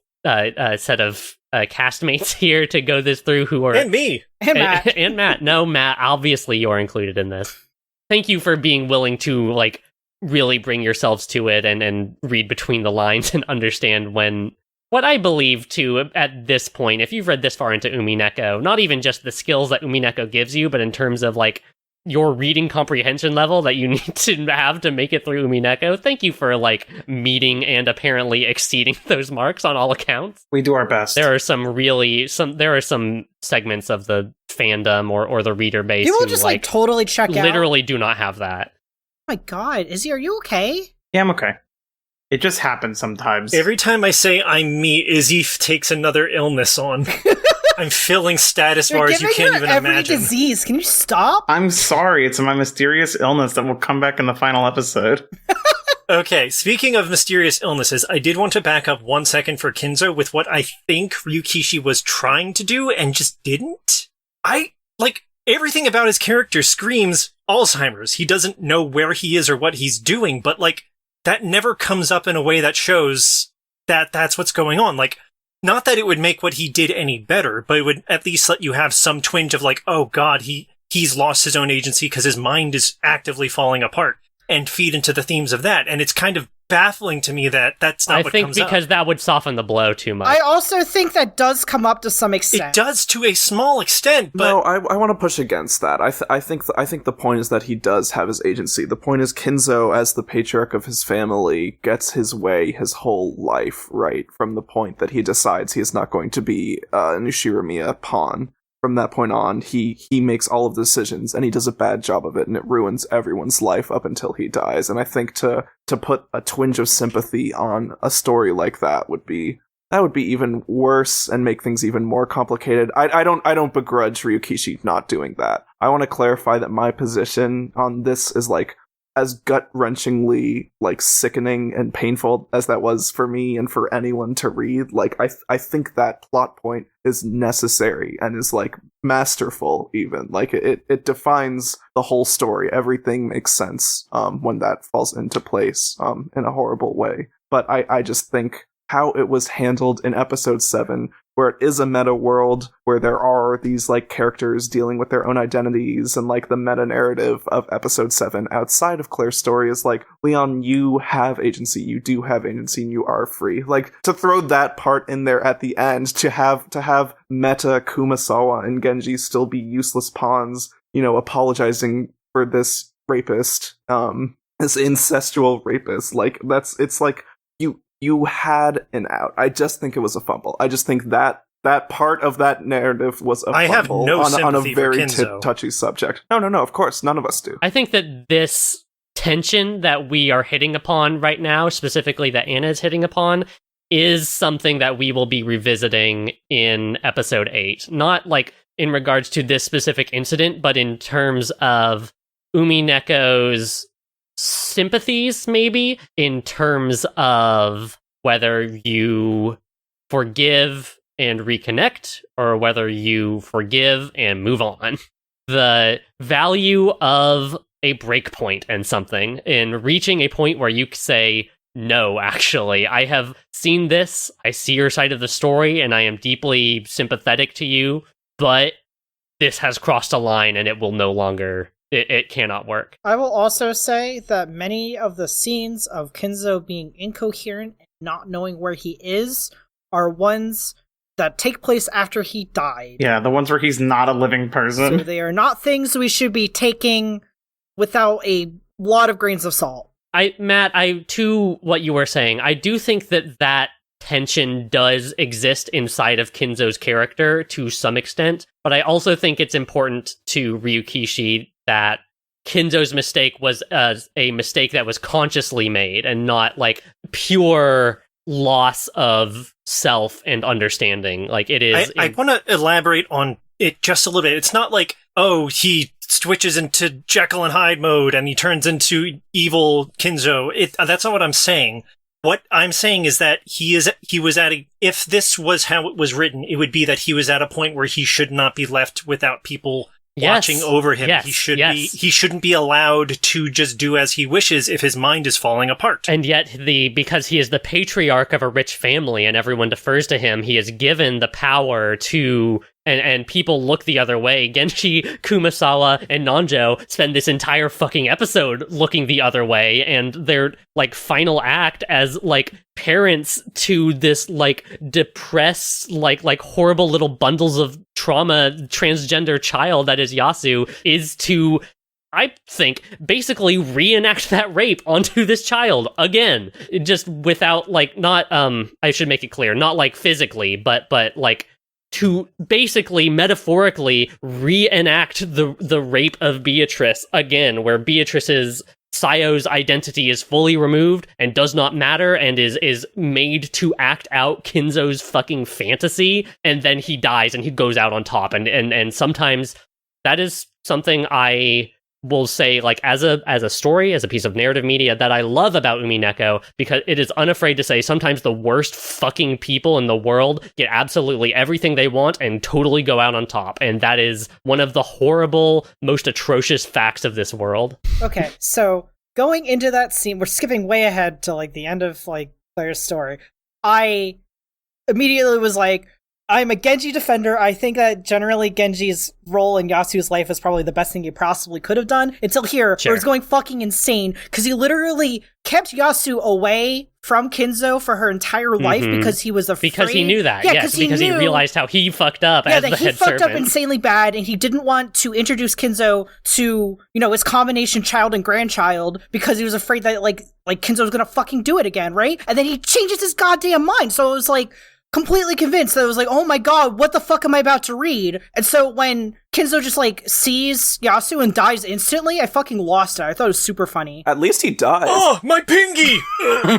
Yeah, that is like the funniest fucking scene in Umineko. Yeah, I went in like fucking like scared shitless that like Yasu was going to get fucking assaulted, and then Kinzo just like up and dies. Like, holy shit. And then we find out that the story as Claire presented it is not the full story in that nice little fun fragment. So that was really cool. Just a full fucking Ouroboros, nightmare Ouroboros of emotions for that one scene. That is the most horrible scene in Umineko for me to read. It is more horrible than any fucking like vision of gore of like people's guts being pulled out of their stomachs and the pumpkin Halloween for Maria in episode 2. Like all of that shit pales in comparison to that one scene. Truly like a masterwork of like, I don't know, like the horrors of reality. You know, it's not fantasy. It is no longer fantasy. That's how horrible reality can be. I feel like that scene is kind of Umineko's thesis statement to some extent, right? Like especially for the answers arc, because it is a story that is fundamentally about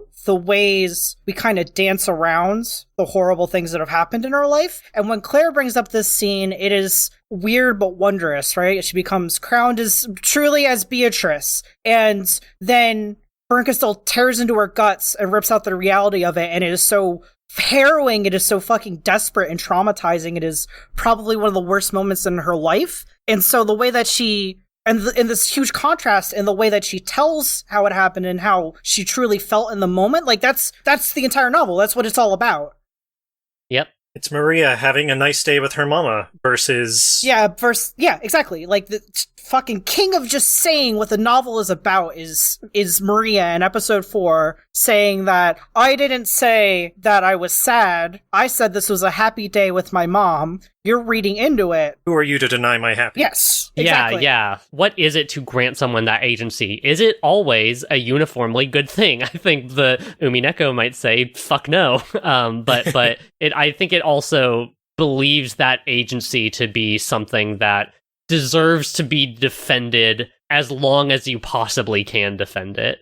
I should also say, I said earlier that Genji realized that he fucked up. I think Genji... I don't actually believe that. I think that Genji thinks, oh, Kinzo did something really bad. Well, I'll hide Yasu away so that Kinzo doesn't make a mistake again. And maybe one day when Kinzo's feeling better, we can do this, and has no ability to conceive of the fact that he also had agency and power and is, you know, culpable in the things that happen around him, instead of him just being a servant and like an arm of Kinzo's will or what the fuck ever. Yeah, no matter, like, I think like Genji, Kumasawa, and Nanjo are all extremely culpable in the situation.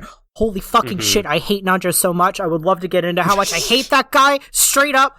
Least favorite character in Umineko right now. I think that guy is fucked up more than everyone else combined. He is below Kinzo. Yeah. Because the thing with Nanjo is that he knew what was going on, and he's like, oh, I just thought Kinzo was joking. Like, you were Beatrice's only doctor. She interacted with 3 people her entire life, and she had a child. The way that everyone in Kinzo's life lets him just get away with it. But Nanjo is the person who was most connected and probably the most obligated to do something about this, and he chose not to. Like, the most bonkers part about it is, like, Nanjo is like, yeah, he told me how he's like, wow, she's like my wife reincarnated. It's like she's my wife. That's my wife. I'd like to have sex with her. And I was like, haha, oh, Kinzo, you card. Yeah, like it was before literally, the assault or anything. It is horrible, but like, let us be clear here. That is literally how it is. That is literally how the world works. I was about to say in the 70s, in like the 80s. Well, this would be the 60s, before the 80s. In the 70s, in the 60s, are you kidding me? The duty to report, that literally wasn't a thing. Like, that was literally not a thing. Like, child welfare, like, that beyond didn't duty exist. to report, it's duty to say to your friend, yo, dog. Are you kidding me? Doctors are just like this. Doctors are like this today. Yeah, to be clear, like, I don't think this is unrealistic. I think this is one of the most condemning characters, like one of the most fucked characters. For my part, I mean, Nanjo sucks ass. Like, he's just straight evil, right? Like, this is as fucked as you're saying, but it's not as resonant because he's just not there. He's not around. He's not like this person's caretaker. Like, he doesn't fucking understand the deep, like, inheritance and like triple wraparound trauma of this family because he's paid not to. His job is to, like... He has a financial... Capitalism! He has a financial incentive to look the other way. Which is evil. It is totally evil. It is top-tier evil, but I don't think he is, like, more culpable than Genji by any means. But he's not just a doctor, he's also a friend. Okay, yeah, sure, like, and, like, they sit and they talk about, like, funny war stories or whatever. Like, they play chess and they talk about, like, I don't know, Kinzo rambles about demons, and Nanjo's like, that's funny. Like, no, this is not... They're friends. Genji literally is, like, Kinzo's right-hand man. Genji handles things for Kinzo that Kinzo doesn't even know about. Like, Genji is by far the most culpable person here, because he was literally in charge of this thing. The choices he could have made along the way, the, like, agency he had in those, and the choices that he made in that child's life, unspeakable from top to bottom, in terms of, like, not a duty to report, but as, like, someone who was in control and was obviously capable of making plans, of machinating, of moving things along, of you know, sequestering things away. He made a whole life plan for this child. He carried out the whole creation of magic, of the illusion of magic, of the world of magic, of the multiplicity of this child, which we don't have time to get into yet, but we will, and I'm actually really excited for that. Yeah, me too. Yeah, me too. I'm really excited for that. It's going to be a much happier and more interesting conversation. Yeah, you're right. It's going to be a lot better. But Nanjo is just like some evil shit doctor, right? Like, he is evil and he sucks, but like, that's it. Like, Genji, it is unbelievable the stages and the levels at which this person... Yeah, and the thing, the reason I keep pointing out, like, this is the way it works in the real world, is like to make sure we all remember and can move past our, like, initial disgust with these characters, like, oh, this specific character is bad, but, like, look at the ways in which Umineko, I think that Umineko is illustrative of the fact that these injustices are not only not aberrant of the world, are not like some like fluctuation in the way that the world should be, but are in fact like constitutive of the world. In the same way that the truth makes the world on the game board, it is these things that we allow to happen, that we collectively as human beings allow to happen, that we allow to let slide, that create the world where they are allowed to continue to happen. It is like, it's not that Nanjo specifically or Genji specifically are fucked up. They are specifically fucked up, but also like the way the world is set up reinforces itself. We are not, even if it is not as serious as allowing a fucking rape to slide or whatever, but we as human beings are also doing this. You know, we're looking the other way. We are, and obviously this is not the same as like looking the other way when someone steals a fucking candy bar versus what we're talking about right now, but like this is a thing of humanity. This is a thing that we are always doing. This is a part of the human condition is to make these judgment calls and to let these things slide. And the fact that we do these things is what creates humanity and the world that we live in. But it is, I believe that Umineko thinks that inside of that abject fucking horror, agency that you can grab towards, well, Umineko believes in empathy and understanding and forgiveness. I'm not sure I believe entirely in empathy, understanding, and forgiveness, but like, we can create different worlds. We create different worlds every time we interact with people. We aren't free from our sins, but we choose whether or not they are repeated, and often humans choose to repeat them. Let's talk about Maria. Look forward to episode 8. Yeah, so let's talk about Maria. Maria. Willard has this whole thing with Kinzo, and that all happens. And then Willard goes to talk to the cousins, finally. He has George, Jessica, and Maria, but not Battler, are all there today. Battler's not there literally because of some plot contrivance, because Burncastle doesn't want Battler because there. Because Angie's not feeling well. Yeah, literally. That is literally it. Willard talks to Maria first, but he talks to Jessica, and Jessica has some ghost story about, oh, I saw something in the VIP room, and that's about like how Beatrice pulls pranks and convinces people of her existence. Like we all kind of understand that now, but Maria's has a little bit more meat on it. Izzy, would you like to take lead on Maria's? Yeah, I'll do my best. What's up with Maria? I'm a little lightheaded, but I'll give it to you in 4 quick words. Izzy, please live. Maria has become Catholic. As everyone knows, based on the last 7 episodes or whatever that we recorded, Maria's my favorite character, and I love her very much. So we get into Maria's point of view, because this is the point where Willard is effectively getting the perspective of those who believe in magic and those who don't, and things like that. But we talk about Maria. Maria's talking about how Maria perceives her life because she doesn't have a dad, and so she... Oh my god, it just came so far to left field. It didn't, though. It didn't. I don't have a religious background. I was raised Catholic. It did not come from left field. I was not raised Catholic. You'll find it actually came from right field.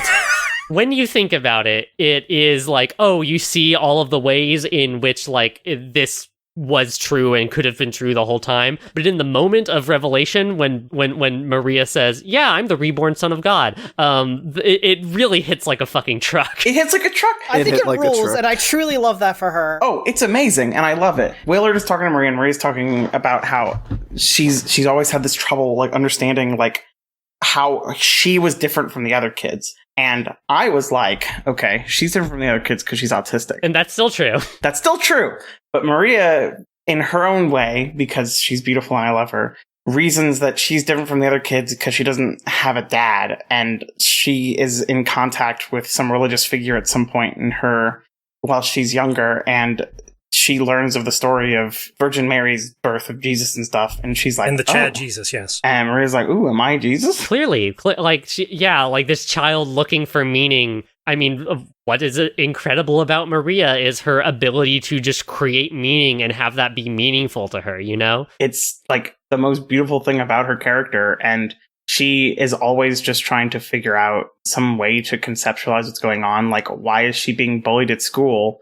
Because if she wasn't being bullied, somebody else would have to be bullied. So it's good for her. And why is she different? Well, she doesn't have a father, so she was a virgin birth. So she's different because she's different in that way. And she's always having to find ways to, I guess, reason with, come to terms with, make up reasons for why her life is the way it is, which could be an interpretation of her autism or an interpretation of the fact that she's most likely being heavily, heavily traumatized by the generational trauma of the Yashiro family. And it just shows... Is she the most gaslit character in Umineko? She's the most gaslit character in Umineko. I mean, I feel like Yasu. I feel like young Yasu might give Maria a run for her money. Look, we have Maria, we have young Yasu, and we have Beatrice II. Those are all very gaslit people. That's true. The main point of this section is showing off Maria's, like, magical thinking as opposed to the other cousins' magical thinking, and the perspective of the world from Maria's viewpoint and how that like informs everything we've read so far. And her first meeting with Beatrice, of course, because this whole part of this thing is nominally about learning more about Beatrice. Can I say the only thing cooler than Maria learning that she's Catholic and deciding that she's Jesus is Maria saying, actually, I realized pretty quick that much cooler than being Jesus was being a witch, so I said, fuck Jesus, and I picked up magic. Kicks ass. I love her so much. Good for her. This is what Kinning is like. So... I know! So, the thing about Maria is that I think her relationship to Beatrice is deeply vital, probably one of the most important things in this episode, if not the entire novel, because if Maria survived past October 1986, she would have become Yasu. They are on the exact same trajectory. Yeah, I think that's generally where I land. And they become so close to each other because Beatrice sees this, right? She sees who she was when she was younger in Maria and takes her under her wing. And that's why Maria goes from, I'm the son of God, the daughter of God, and goes, I'm working in the exact same sphere of coping mechanism as Beatrice is now. Yeah, I guess it's, look, I have nothing more or less but sympathy for Yasu, for Sayo, for Claire, but, she's sort of in a much, much, much lesser way, like doing to Maria in the cycles again and again what was being done to her. Or she's Crafting like Maria she's like into- shaping her worldview. She's like, yes, you are magic. Well, yeah, like that's totally a valid take. I think that is true. But the intent here is to like try and like share in and comfort someone, right? Like going, this coping mechanism worked for me. Hopefully Yes. it'll work for you, right? Like, oh my god, I can get into this. Yeah, the Beatrice moment. I can get into this. I think it's important that it's not just Maria being pulled into Beatrice's world. It is that, but also Maria is enlivening Beatrice's world too, you know? It takes two to create a Yeah. world. It takes two to create a world, and one of the breakpoints for Beatrice ends up being, I think, that she becomes unsatisfied with the world she is creating with Maria, a 9-year-old child. To rehash a little bit of episode 4 cast, to bring that in here, what's incredible about Maria is that she has that ability to create happiness for herself, you know, even in the worst possible circumstances, even when she is like suffering hugely under her abusive parent, she does still have this like joy with Sakutaro, and her ability to find happiness inside of that situation is what is remarkable about it. But Ryukishi, I think, also understands and wants us to understand that Maria's ability to do that is still naive in some way. It is still that of a child. It's someone who hasn't been fully broken by the world yet, like she is when Mama kills Sakutaro. What the fuck was that?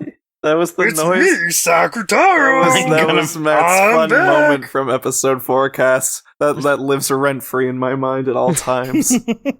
God. It's important that it's Willard supposes, and I think that we are meant to take this in good faith, that Maria's first meeting with Beatrice is also, in a way, the moment Beatrice begins to exist. Outside of Beatrice being this self that Yasu is cultivating for herself. It takes two to create a world, so the Beatrice, the identity of Beatrice and the self of Beatrice as a witch can only begin to truly exist and be born into this world, quote unquote, when she is encountered by Maria. Yeah, that's a good thing. It's a beautiful thing. Yeah, it's not uncomplicated. I think you're right to bring that up, Anna. But I think no, it that, is nice. Yeah, the major thing and the thing that is beautiful about their relationship is that they are two people creating a world together in that way. Funny fan comic where Sayo says, "Thank God for Maria, because I really suck at coming up with names." Maria comes up with Gop's name after literal years after Gop has stopped being Beatrice. Because Maria's just like, oh yeah, Gop, one of the 72 great demons. Obviously, you're this My one. favorite part of that scene was then Beatrice going, what should I call this? This tall drink of water. And she's just like, I don't know, Renove, I guess. It's so good. They're so good together. Oh, those This two. is my Genji Sona Renove. Yeah. It's still so good. And like when she says Gop, it's like, here's my reasoning. And then when it was Renove, she's like, I don't know, Renove's good. Go with that. That's what he deserves.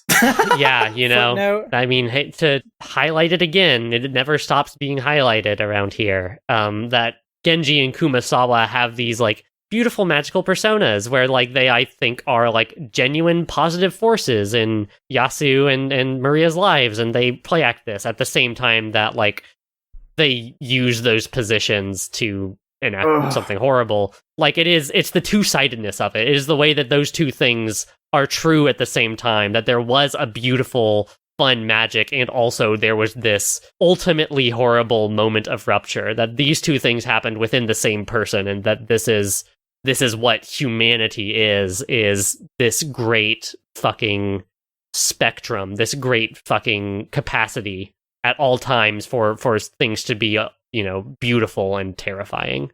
Now, I want to ask a question about the world they've created together. When Maria's creating the names for Gop and Renove being given the name Renove is like, that's fitting because my my real world counterpart has the name like that.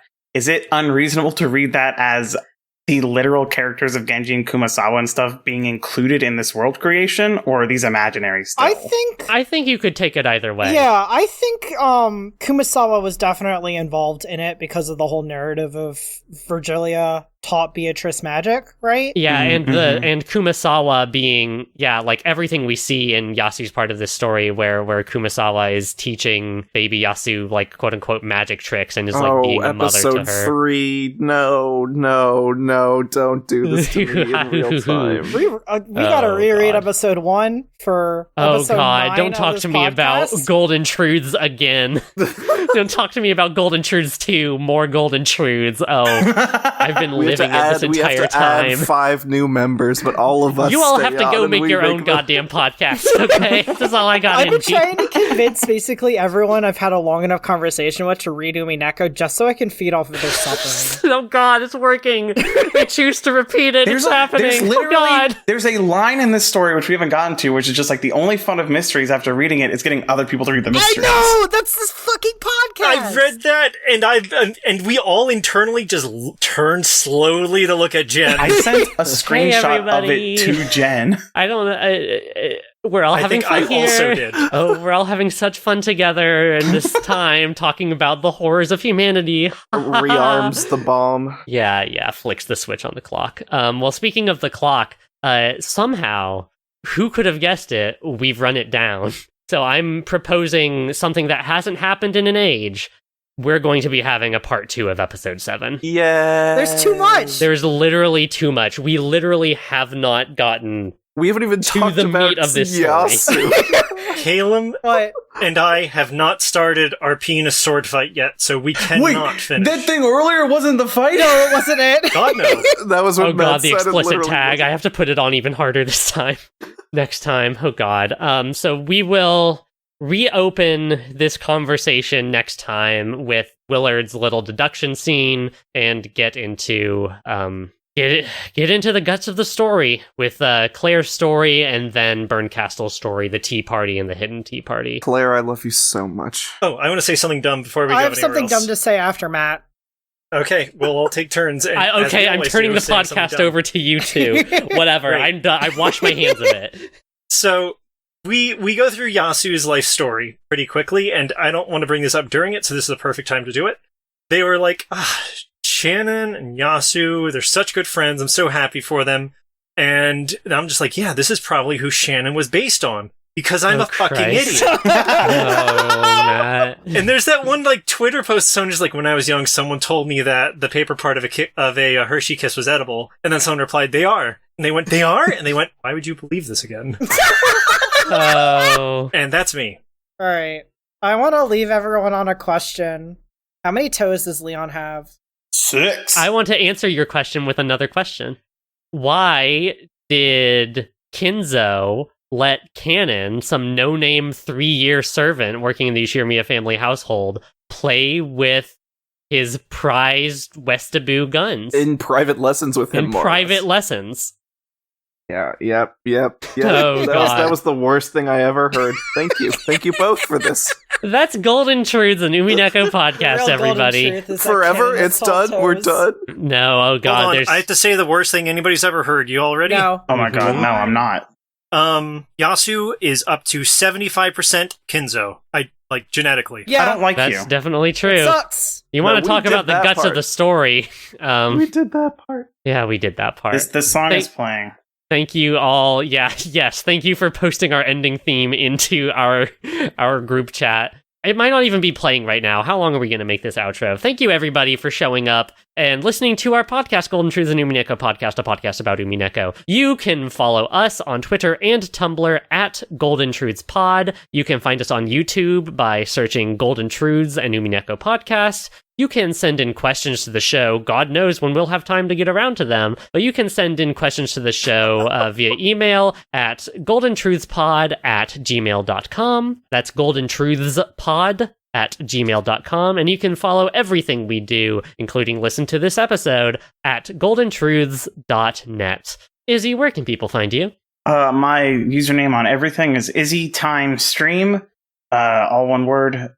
Send me your headcanons about Maria. Send me questions about Maria. or ask for my stimming techniques, because I'm currently stimming. Caelum, where can people find you? You can find me on Twitter as Hivehum, Hivehum. Send me pictures of Leon. And Matthew. Well, seems like it's time for corrections! No. Okay. And You can find me at PaperPal pretty much anywhere. Your PaperPal on Tumblr, I'm your PaperPal on Twitter. I don't know, just look at some paper, it's me. You can follow me at Kebs, Kebbs, that's Kebs with 4 B's on Twitter, or at Daihenshin, Daihenshin on Tumblr. And you can find Anna spiraling. I'm already there. Thank you all so much for coming and doing mind. this. We will be doing this again very, very soon. Until next time, sleep peacefully, my beloved witch, Beatrice. So we can exhume her.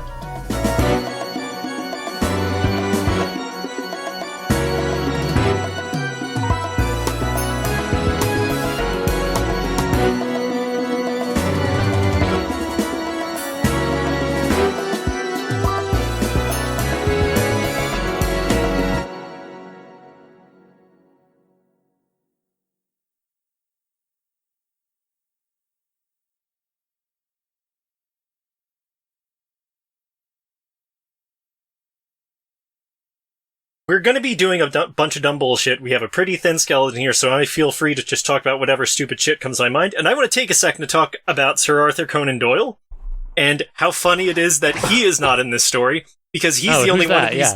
He's the only one of these dipshits who actually believed in magic.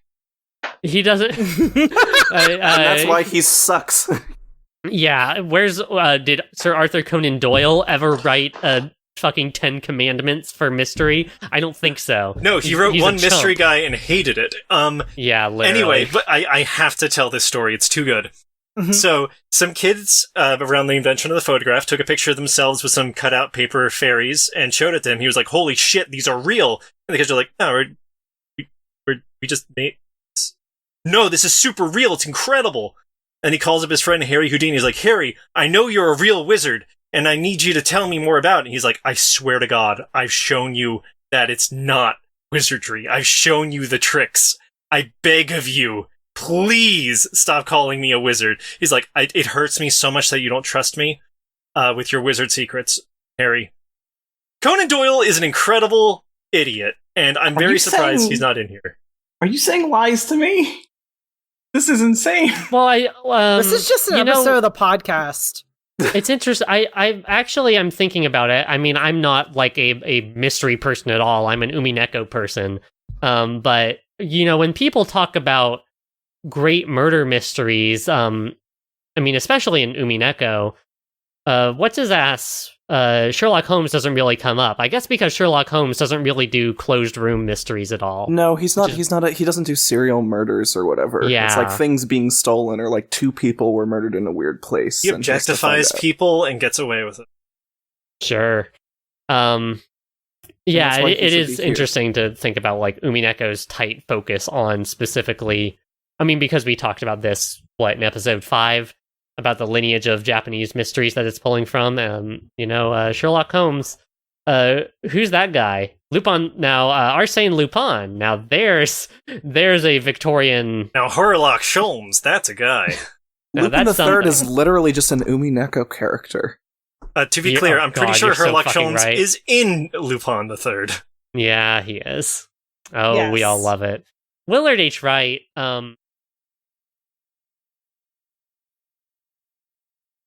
Yeah, when are they doing Umineko for clowns? Ryukishi's fucking sicko clown verse disambiguation. For all we know, that's what Zirconia is. That's what Homestuck is. Never mind. That's what Homestuck is. That's what Homestuck I is. didn't like the sentence that was just said. I didn't like it either, but it's the truth, and I knew the information. I had to put it out there so we can move. Let me tell you, listening to a Homestuck reaction / like critical analysis podcast at the same time as reading Umineko and making this podcast, it comes into stark relief how either how intentional Umineko is and how much Homestuck was truly being made up on the fly and like assembling itself as it came together, or how much better Ryukishi is at building things on the fly versus Andrew Hussey. Yeah. You could say it's amazing how much better Umineko is than Homestuck. It's you have two pieces of formative teenage media, and one goes one way and one goes another, and your entire life is decided for you. I will say I am truly and earnestly of the perspective that without Homestuck, you are not primed as an individual to read Umineko. I don't think that is like by design or on purpose, but like the shit happening in Umineko and it being deep and like media literacy and like thinking outside of what is given and outside of canon and doing like weird meta wraparound shit. Like, you know what? That's fair. We learned that from Homestuck, whether we liked Homestuck or not, whether we like it double or reach not. arounds?